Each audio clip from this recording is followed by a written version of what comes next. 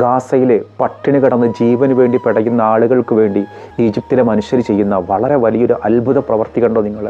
അവർ കടലിലേക്ക് ഭക്ഷണങ്ങളും പാലുകളും കുപ്പിയിലാക്കിയിട്ട് കടലിലേക്ക് എറിയാണ്.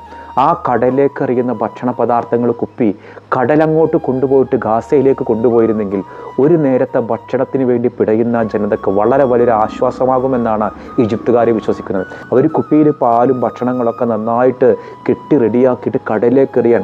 ഇനി ആ ഭക്ഷണം കൊണ്ടുകൊണ്ട് തിരമാലകൾ അങ്ങോട്ട് കൊണ്ടുപോയി കൊടുത്തിരുന്നെങ്കിൽ അവിടുത്തെ ജനത്തിൻ്റെ കോലമൊന്ന് കാണണം. കുട്ടികൾക്ക് പോഷകാഹാരമില്ല, ഭക്ഷണമില്ല, കുഞ്ഞുങ്ങൾക്ക് പാലുകളില്ല, ഭക്ഷണത്തിന് 500-600 ഇരട്ടി വില.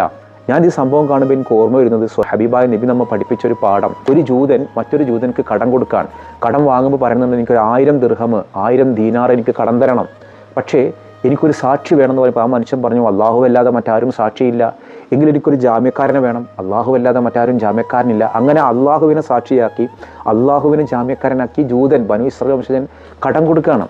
കടം കൊടുത്തിട്ട് ഇയാളൊരു കപ്പലിലെ തൊഴിലാളിയാണ്. ഇയാൾ കപ്പലിലേക്ക് കയറി പോയിട്ട് പറഞ്ഞു അടുത്ത തവണ കപ്പൽ വരുമ്പോൾ ഞാൻ നിങ്ങൾക്ക് ഇന്ന ഡേറ്റിൽ ഞാൻ കടം വാങ്ങി തിരിച്ചു തരാം. പക്ഷേ അയാൾക്ക് വിചാരിച്ചതുപോലെ കപ്പൽ തിരിച്ചു വരാൻ കഴിഞ്ഞില്ല. അയാൾ കടലിനുള്ളിൽ പെട്ടു, മറ്റൊരു ഭാഗത്ത് പെട്ടു.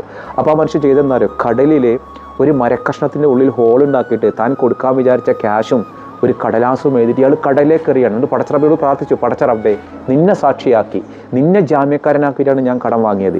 ഈ വസ്തുക്കൾ ഇതാ നിന്നെ സാക്ഷിയാക്കിയിട്ട് ഞാൻ കടലിലേക്ക് എറിയാണ്. ഞാൻ ആരിൽ നിന്ന് കടം വാങ്ങിയോ ആ മനുഷ്യരിലേക്ക് ഇത് എത്തിക്കണേ എന്നുള്ളതാണ് അയാളെ പ്രാർത്ഥന.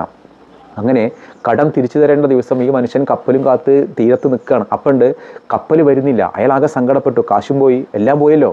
അപ്പോഴുണ്ട് കടലിൽ നിന്നൊരു മരക്കഷ്ണം ഇങ്ങനെ ഒലിച്ചു വരുന്നു. അത് തിരമാലയിൽ കിട്ടിയപ്പോൾ ഇയാൾ എടുത്ത് വീട്ടിലേക്ക് വിറകായിട്ട് കൊണ്ടുപോയി.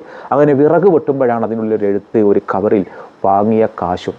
ആ മനുഷ്യൻ ഭയങ്കര അത്ഭുതം കൊണ്ടു. പിന്നീട് മാസങ്ങൾ കഴിഞ്ഞിട്ടാണ് ഇയാൾ തിരിച്ചു വരുന്നത്.